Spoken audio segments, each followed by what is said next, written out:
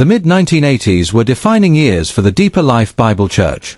From a modest Bible study group in Lagos, the ministry had grown into a nationwide holiness movement, known for its emphasis on purity, separation from worldliness, and an uncompromising stand for righteousness.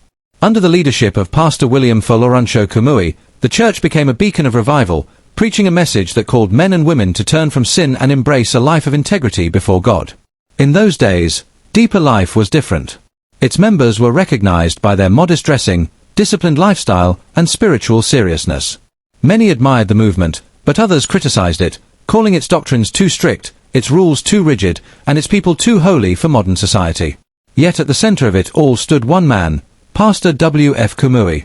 He was known for his quiet strength, humility, and unshakable discipline.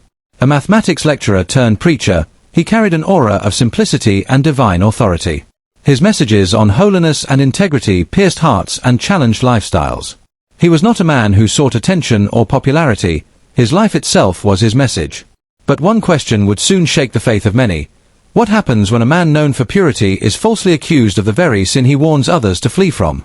This is the story of Bimbo Adeola, the woman who accused Pastor Kumuyi, and the confession that would later shock an entire nation. The Lady and the Lie. Bimbo Adeola was a young woman in her late 20s. She occasionally attended Deeper Life services at the church's Lagos headquarters. Like many, she admired Pastor Kumuyi's calmness and his growing reputation as a preacher of holiness. Yet deep inside, she struggled with envy and a quiet resentment for what the church stood for. She saw the Deeper Life members as overly spiritual, too withdrawn from the pleasures of the world. At that time, Deeper Life was in the spotlight. The church had grown so fast that it drew both admiration and criticism. While thousands testified of changed lives, others mocked the strict rules against fashion, entertainment, and worldliness. Rumors began to swirl around the church's leadership. People began questioning its doctrines and the man behind the message. In the middle of that growing tension, a shocking story broke. Bimbo Adeola publicly claimed that Pastor W.F. Kumuyi had raped her after a private counseling session. The accusation came like a thunderbolt. The man known for holiness and moral purity was suddenly being accused of the very act he preached against. Newspapers picked it up. Street gossip turned it into a sensation. Radio commentators and rival preachers used it to attack the holiness movement. Mockers said, "Even their holiness preacher is not holy after all." The story spread far and wide, and many who didn't know the man personally began to question everything they believed about Deeper Life. But in the midst of the uproar, Pastor Kumuyi remained calm. He did not grant any interviews. He did not call a press conference. He did not even try to defend himself. To his closest associates, he only said one thing: God fights for the innocent. That silence confused some but inspired others. While critics accused him of pride, those who knew him understood that this was not weakness, it was faith in divine vindication. The church under fire. The news of the allegation shook Deeper Life Bible Church to its core. Members were devastated. Some wept openly during services, while others went into days of prayer and fasting, believing that the attack was not just on a man, but on the message of holiness itself. Attendance in some branches dropped temporarily as the story dominated conversations across the country. Rumors flew across Lagos and beyond. People whispered in taxis, in markets, in offices, "Can it be true? Could a man like that fall?" Some critics rejoiced, calling it the downfall of religious hypocrisy. But within the church, those who truly knew Pastor Kumuyi refused to believe it. They were certain something was wrong. Older members of the church began to speak up, reminding others of Pastor Kumuyi's long-standing discipline when dealing with women. They recalled how he never counseled a lady alone, not once. He always ensured his wife or another mature sister was present during any private meeting. It was his strict personal rule, born from a desire to avoid even the appearance of evil. Leaders in the church stood united behind him. They called the accusation what they believed it was, a satanic attempt to discredit the holiness revival sweeping through Nigeria. They encouraged members to keep praying and not to lose faith. Through it all, Pastor Kumuyi continued to preach as usual. His messages were calm, his demeanor peaceful. He avoided any mention of the allegation from the pulpit.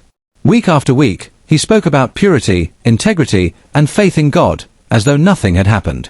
His peace under pressure became its own sermon. But outside the church, the story continued to grow. The accuser, Bimbo Adeola, began to receive attention from journalists and media outlets eager for more details. She granted interviews, describing scenes that never happened, and adding dramatic details to feed public curiosity. Some anti-Deeper Life critics used her claims as proof that holiness was fake, that no one could live above sin. Other preachers, who already envied Deeper Life's influence, used the story to mock the church publicly. They warned their members against false holiness and accused Kumuyi of hiding behind moral strictness. For months, Deeper Life was under siege, not from physical persecution, but from words. Yet those words could not break the foundation of truth on which the ministry was built. Inside the church, members held prayer vigils. Many fasted, crying to God to vindicate his servant. And slowly, quietly, the storm began to calm, not because the media lost interest, but because God was preparing a moment of truth that would expose the lie. The confession and the curse.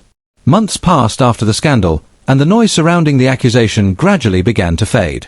But while the public conversation slowed, the private life of the accuser, Bimbo Adeola, began to crumble. Those who once celebrated her boldness started avoiding her. The promised reward she had expected from those who pushed her to make the claim never came. Instead, she found herself living in regret and confusion. It began subtly: sleepless nights, strange dreams, and a deep sense of unease. She couldn't shake off the image of the man she had falsely accused, a man she had never even spoken to privately. Guilt weighed on her heart like a heavy stone. She began to lose peace of mind and confided in a close friend that her life had taken a dark turn. In that confession, she revealed a shocking truth: the entire story had been fabricated. According to Bimbo, a small group of individuals who hated Deeper Life's growing influence had approached her. They promised her fame, attention, and money if she would help them destroy Pastor Kumuyi's reputation. They taught her what to say, how to act, and even how to cry when speaking to journalists. At first, she resisted, but the temptation of financial gain and public attention proved too strong. And so she agreed. Now, months later, the guilt was too heavy to bear. She told her friend, "I can't sleep. I can't eat. I keep hearing a voice telling me to confess." Her friend, shocked and frightened, advised her to tell the truth publicly and seek forgiveness before it was too late. In tears, Bimbo finally admitted everything. "I made it all up," she said. "I only wanted attention and money. I never met Pastor Kumuyi privately. I lied." Her confession came as a surprise to those who had followed the earlier story. The same media houses that once published her accusations hesitated to report her retraction. Some quietly removed the articles, while others ignored her confession altogether. But among those who heard her speak, the shame was overwhelming. People realized that they had judged an innocent man without proof. When the news of her confession reached some members of Deeper Life, there was relief but also sadness. Relief, because the truth had finally come out. Sadness, because the woman who had brought such pain was now suffering. Through it all, Pastor Kumuyi maintained the same quietness that had defined him during the storm. He never mentioned her name in public. He never sought revenge or attempted to clear his name. To him, there was nothing to prove. God had already spoken through time and truth. But soon after her confession, tragedy struck. Bimbo's health began to deteriorate rapidly. She developed a mysterious skin disease that no doctor could explain or cure. Her once beautiful skin began to peel off painfully. The illness spread quickly, leaving her weak, disfigured, and isolated. Those who saw her said she cried constantly, repeating words of regret and sorrow. In her final days, she was a shadow of the woman who once stood boldly before cameras. She reportedly said to those around her, "I touched what I should never have touched. I lied against a man of God. Now, I bear the pain of my own hands." Within months, Bimbo Adeola passed away. Her death was quiet, almost hidden, but her story lingered, a warning written in history about the dangers of false accusation. The lessons from a false accusation. After Bimbo's death, her story began to circulate quietly among Deeper Life members. It wasn't spread to mock her, but to remind believers of the seriousness of integrity and truth. Some said her death was divine judgment, a sign that no one touches God's servant without consequence. Others believed it was the natural outcome of guilt, stress, and inner torment. Whatever the cause, one truth stood clear: her lie did not destroy the man she accused, it destroyed her. For Pastor Kumuyi, the episode became another chapter in a life marked by humility and endurance. His silence through the trial had spoken louder than any defense could. He had not argued or cursed. He had not gone to court or tried to clear his name in the media. He had simply continued doing what God called him to do, preaching holiness and living it. And in the end, That quiet strength became the loudest testimony.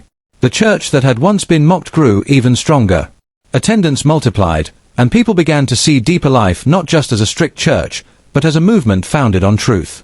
Those who had doubted before were now convinced that divine integrity cannot be destroyed by human lies. Within the fellowship, the story of Bimbo Adeola became a sober parable. Pastors shared it as a warning during leadership meetings. Evangelists referenced it when speaking about persecution. It reminded every believer that lies may travel fast, but truth always catches up. The deeper lesson was this: the enemy often attacks holiness with falsehood. When a person or a church stands firmly for righteousness, Satan seeks to discredit them, not through open war, but through deceit.